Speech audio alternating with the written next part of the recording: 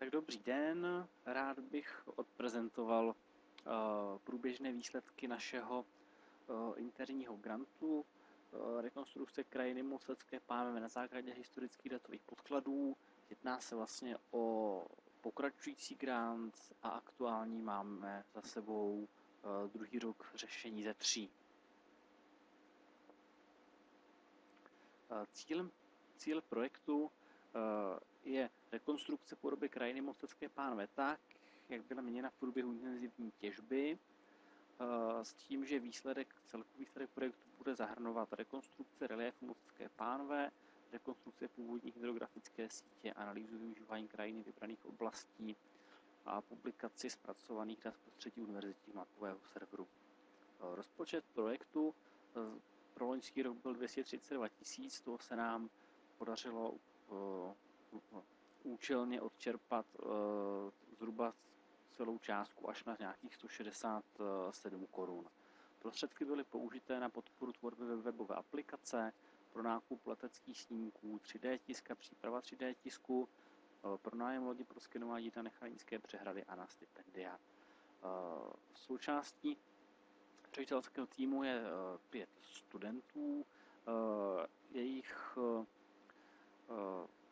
práce v projektu spočívá v přípravě, zpracování a v analýze dat, v vizualizacích a prezentacích výsledků projektu. Když bychom shrnuli nějak ten rok 2014, takže se zpracovávaly prostorová data ze starých map. Tato data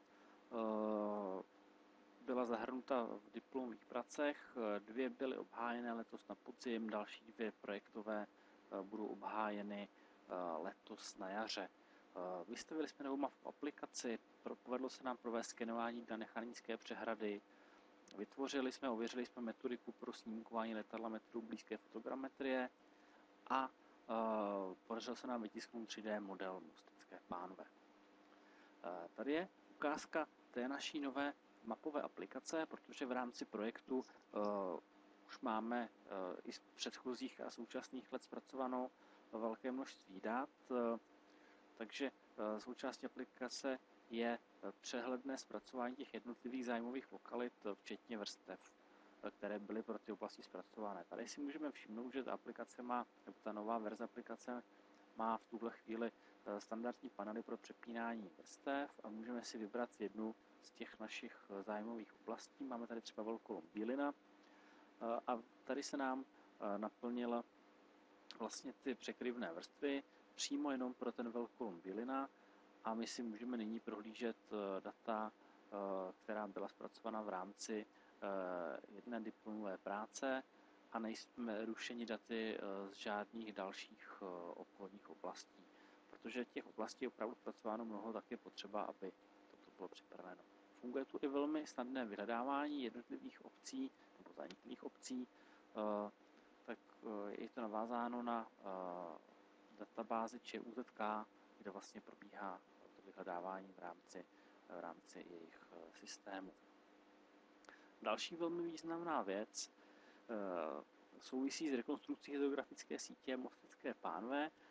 My pokračujeme ve zpracování map pro rekonstrukci původní hydrografické sítě, vytváříme metodiky pro hodnocení jejich změn, ale letos jsme zkusili i sledování změn té hydrografické sítě a zkoušeli jsme rekonstrukci na vodní nádrže Nechranice ve spolupráci s Geografickým ústavem Slovenské akademie věd v Bratislavě. Tady na obrázku vidíme testování sonaru v zahradním bazénu, abychom ověřili, že po převozu ze Slovenska sonar neutrpěl žádné ztráty. Pro skenování byla pronajatá loď od vodní záchranné služby na Nechranické přehradě, kde jsme několik dní jezdili. Najezdili jsme mnoho desítek kilometrů a takto jsme vytvořili profily dna vlastně v tom vodním díle, které nám pomohly zrekonstruovat to původní dno. V tuto chvíli jsou data systematicky analyzována a vyhodnocujeme zanášení původního kanionu Ohře sedimentem. Vlastně tady na tomto tématu pracujeme s odborníky Slovenské akademie věd. Toto považujeme za jeden z velkých úspěchů. Tak se nám podařilo připravit metodiku snímkování rozsáhlých oblastí metodou blízké fotogrametrie. Protože sledování velkých oblastí touto metodou se v tuto chvíli provádí pouze z dronů, případně z takových těch fixed wing letadel, ale tahle metoda má mnohem více pozitiv, protože můžeme pod letadlo podvěsit nejenom fotoaparát, ale i jiné senzory, termální kamery a multispektrální kamery a tak dále, ale dokážeme létat hodně velké oblasti a de facto jsme nezávislí na bateriích a dobíjení, protože letadlo vydrží letat přes 5 hodin na jedno natankování. To, co je tu na ukázku, tak je jedna z našich oblastí, kterou jsme nalétali pro jednu diplomovou práci, vytvářenou v rámci IGA projektu. Oblast má 2600 hektarů. Takovouhle oblast bychom s dronem lítali několik týdnů, než bychom ji pokryli.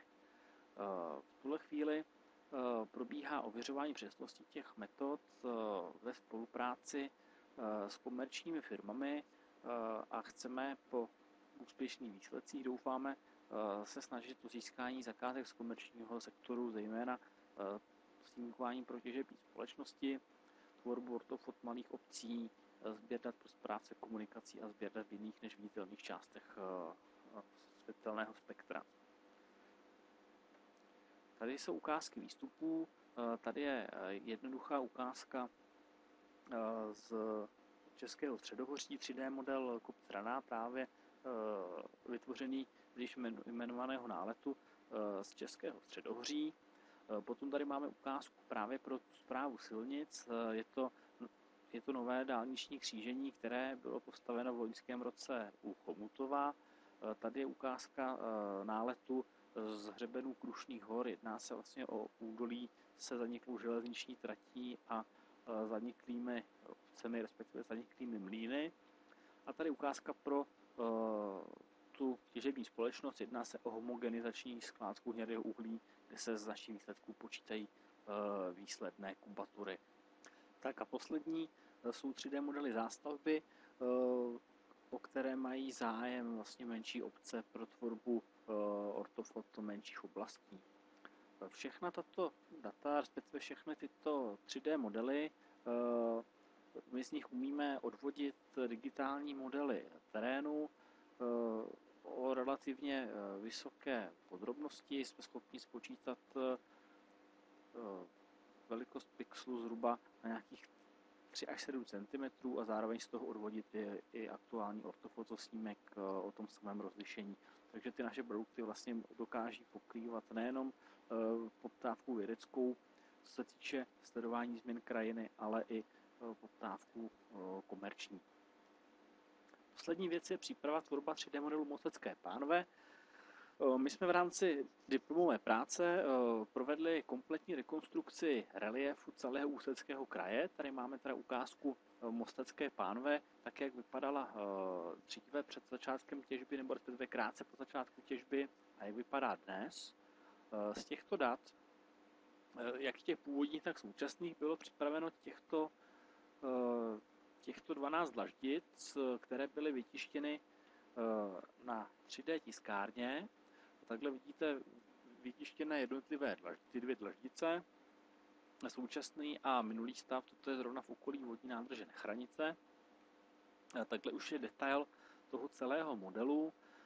To tištění je technologicky velmi náročné a třeba tady u toho minulého modelu je vidět, že ten model není úplně barevně stálý, takže je potřeba to nadále ještě s ním pracovat a zkusit ty špatné dlaždice ještě vlastně přetisknout a opravit, což bude náplní letošního jara. Když bychom to tady shrnuli, tak výstupy letošního projektu je webová aplikace včetně nové struktury, prezentace výsledků 3D modelování jako digitální modely reliéfu, ortofoto a 3D modely. Máme tady vytvořený 3D model Mostecké pánve, který bude zapůjčen do expozice Starého mostu v Mostecké knihovně, kde vernisáž proběhne zřejmě v únoru 2015. Všechny tyto informace jsou obsaženy na stránkách našeho projektu. Prezentace výsledků práce byla na 4 konferencích, z čehož 3 byly zahraniční a 1 národní. Fifth International Conference on Cartography and GIS a SGEM byly konference v Bulharsku, IGU 2014 ve Vídni jako Copernicus v Praze. Za studentské konference jsme se zúčastnili konference Kysáček v Ostravě. A jako dosažený výsledek nebo dosažený úspěch tak je, že naše výstupy jsou součástí monografie Historický atlas měst mostů České republiky svazek číslo 26, což si myslím, že je pro projekt velká podsta. A když hodnotíme výstupy z RIV, tak je tu původní plán na 3 roky. První rok už máme splněný, v letošním, v druhém roce máme 3krát příspěvek v konferenčním sborníku indexovaným ve Scopusu, máme kapitolu zahraniční monografii a 1krát účast vlastně na knize na české monografii, což je Historický atlas města Mostu. Tak a to je z naší prezentace vše. Děkujeme za pozornost.